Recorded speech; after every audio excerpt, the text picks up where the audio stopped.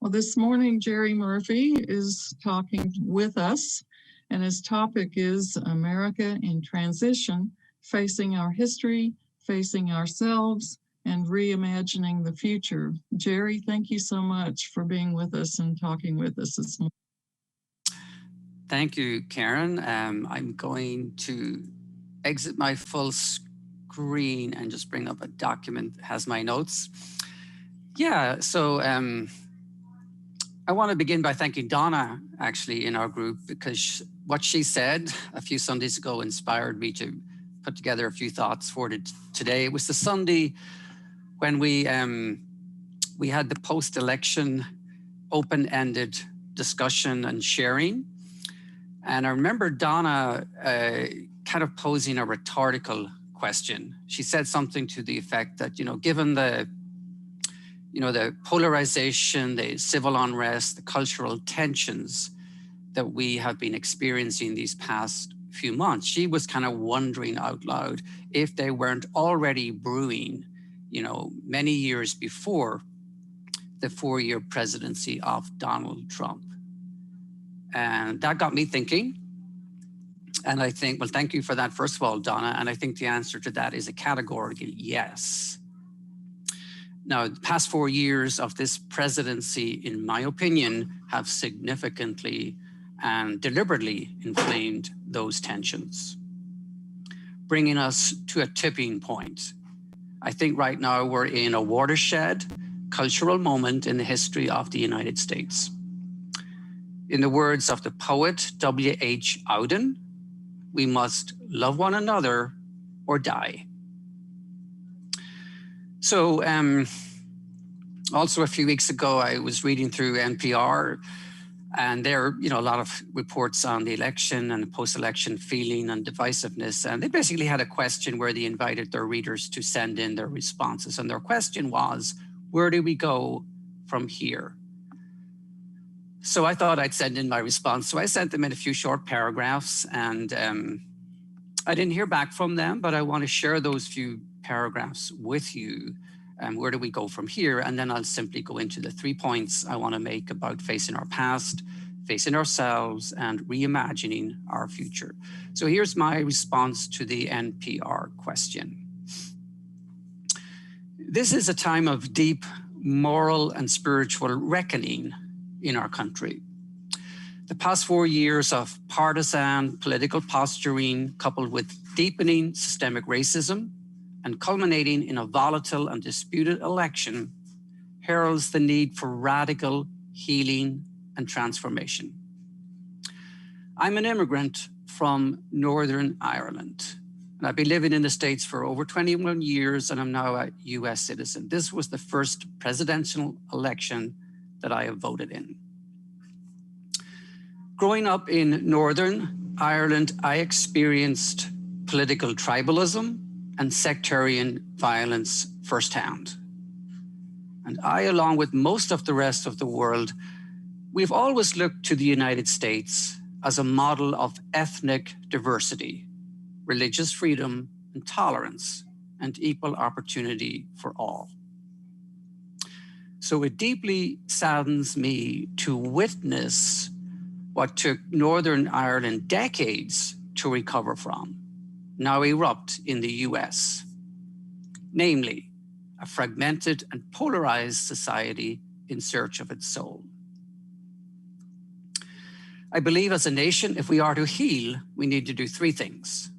Firstly, face up to our own history, especially how it has underpinned and precipitated our current systemic issues and struggles.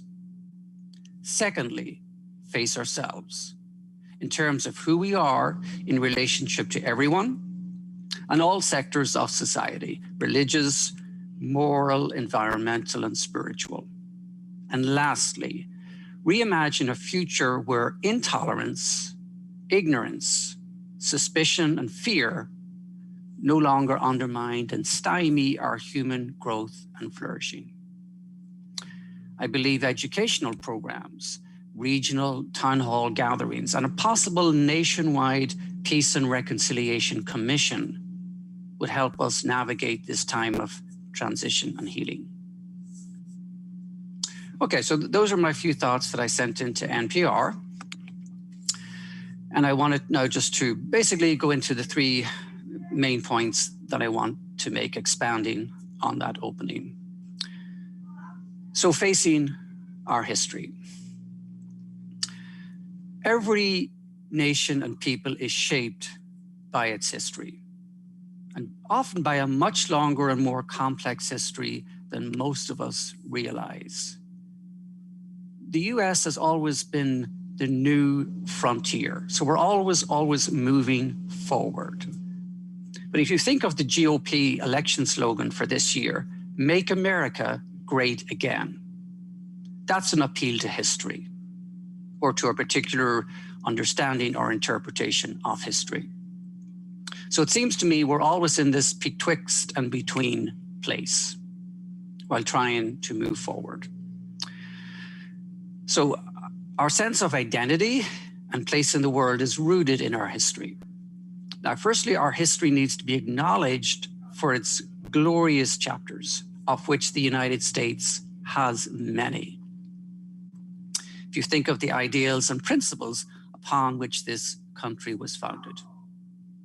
Obviously, the Declaration of Independence, the Bill of Rights and the eventual abolition of slavery, freedom of speech and freedom of religious expression, the Civil Rights Act, technological and business innovation, which leads the world, the diversity and generosity of this nation, at least traditionally hospitable to immigrants, as in the words inscribed on the base of the Statue of Liberty. "Give me your tired, your poor, your huddled masses yearning to breathe free, the wretched refuse of your teeming shore." And to the extent that we've forgotten or are uninformed about the aberrations of our past, we need to remember and learn from them. Our ancestors' treatment of indigenous Native Americans, millions of whom were displaced, abused, killed, decimated. Obviously, slavery, lynchings, and white supremacist groups which exist to this day. The Civil War, our failure to agree and compromise on what was in the best interests of all. Relentless racism and unequal educational opportunities for African Americans, at least as I understand it, up until about 1976, when the desegregation of schools really came into full effect. It took that long, to 1976. And lastly, many incidents of domestic terrorism that have marred our country's moral legacy, like the assassination of presidents and civil rights leaders, to school shooting massacres and hate crime massacres in places of worship. In the final analysis, I believe we need to be fully informed of our nation's history. We need to learn from it, but without being held captive to it. Okay. Facing ourselves. Lucas Johnson, he is head of social healing initiatives at On Being. On Being is a nonprofit, a public media podcast series, which I listen to a lot. Anyway, he's the head of social healing initiatives, and he said recently, which I want to quote, "We have been living with a degree of low-level violence that we have just tolerated and become used to. But in some ways, not even just what's happening in 2020, not even our vitriolic divides, we've been a country at war." So in the light of his statement, these are my questions. How do we live in peace after years of violence? What does it look like? What does peace sound like? How do we learn to trust the other? How is confidence restored within communities among people who feel betrayed by their own? Must the violent past be faced in order to secure peace, or coexistence, or forgiveness? And what role, if any, must there be for acknowledgement, reparation, responsibility, blame, punishment, or justice? Those are my key questions on that matter. Linking back to my growing up in Northern Ireland, in late August 1994, the Irish Republican Army, principal paramilitary group in the north of Ireland, the IRA, announced a ceasefire after 25 years of armed conflict. And a few days later, a very profound, evocative poem appeared in the Irish Times, written by Michael Longley, an Irish poet. And the poem is titled Ceasefire.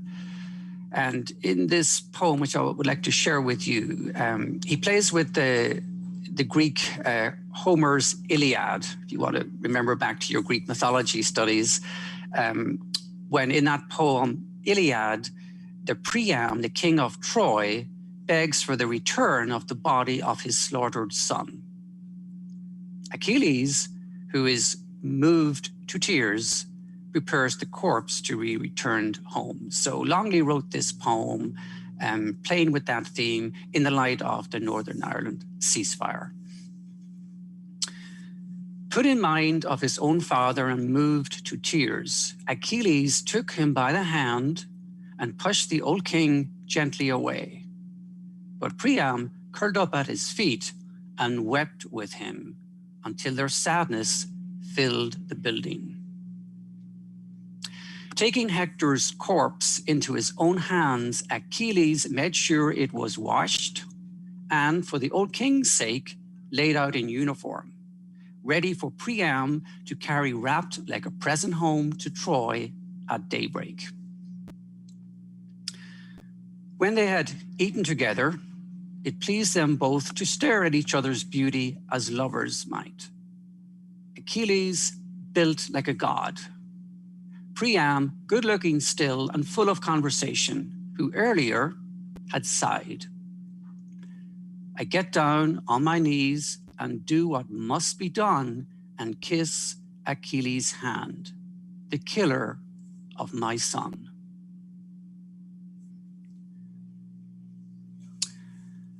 So it seems to me if we are privileged, educated, healthy, and thriving, the question we probably need to ask ourselves is, on whose backs and at what cost has this been made possible?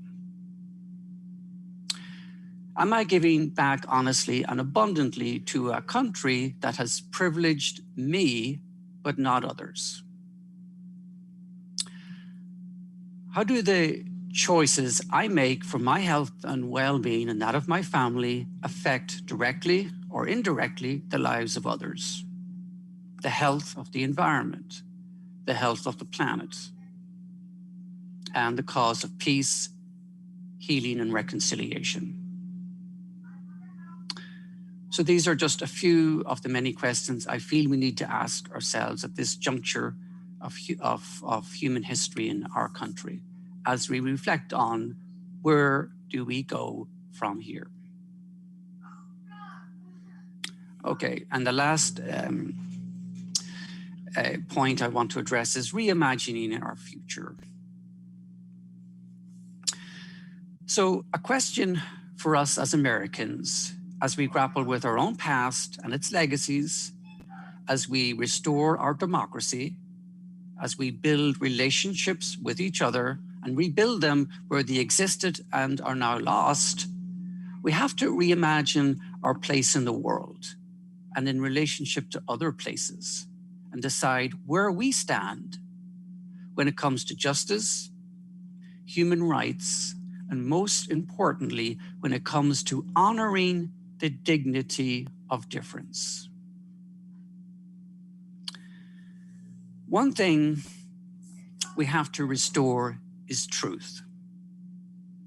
The basis of democracy is relationships, and trust is the glue that holds those relationships together. So I read a statistic a few weeks back on the Washington Post where they had fact-checked and documented over 20,000 false or misleading claims that our current president has made over the past 4 years. Now, I read this a few weeks ago, so I'm sure that total of over 20,000 is much greater. How do we restore our country's credibility and integrity in the world? How do we relate anew to each other across the cultural, economic, and political divisions of our country?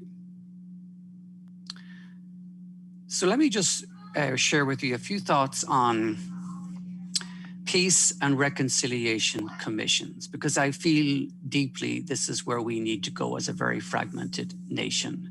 And there have been a number of these peace and reconciliation commissions around the world. Going back to my homeland in 1994, the Forum for Peace and Reconciliation was established by the government of Ireland as part of the Northern Ireland peace process.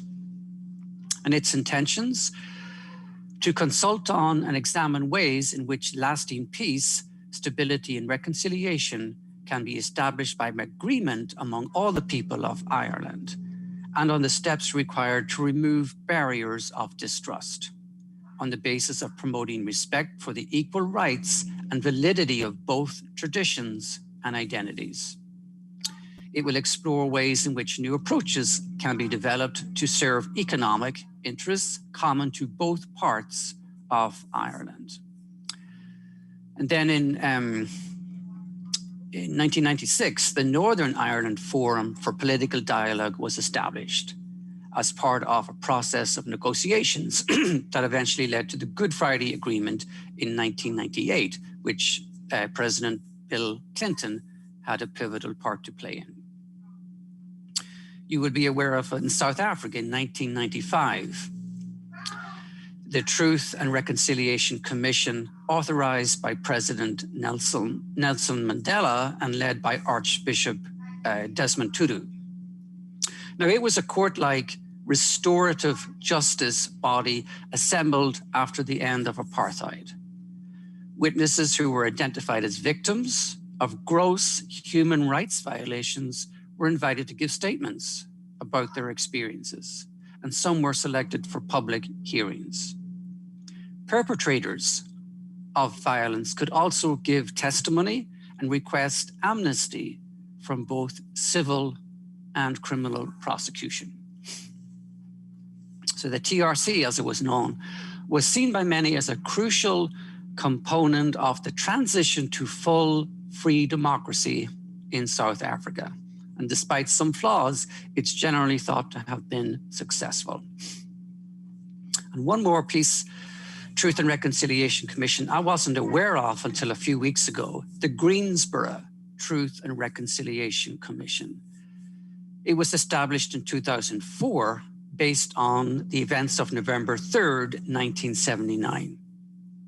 And on that date, in case your history or memory is not all that sharp, the Communist Workers' Party, led by Robert Johnson, gathered at the Morningside Homes in Greensboro, North Carolina, to protest for social and economic justice, along with protesting against the Ku Klux Klan.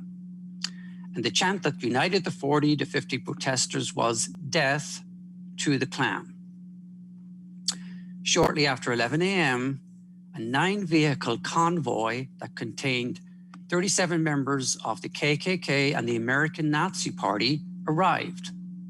And after a short skirmish, the KKK and American Nazis retrieved their firearms, and moments later, 5 protesters lay dead and 10 others were wounded.